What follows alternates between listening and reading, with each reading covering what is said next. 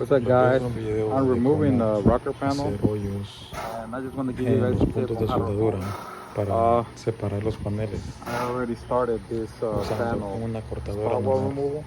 I've been using drill bits, but I found it more efficient to use an annular cutter. I'm not sponsored by them, but I'll put the part number below for the pilot and the annular cutter, and I will also, put a description for this punch tool. What you do, you'll punch the center of the spot weld first, and then you find the spot weld and you punch it. It's hard to do with one hand, but this is a really strong punch. You heard it?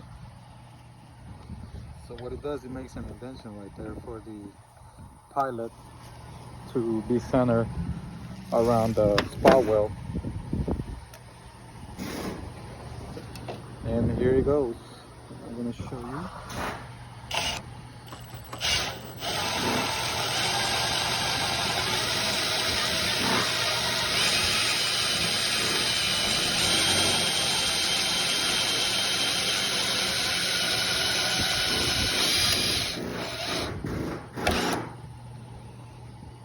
It cuts around the spot weld, and right now you just get a chisel and lift it out. I hope that helps. Follow me for more.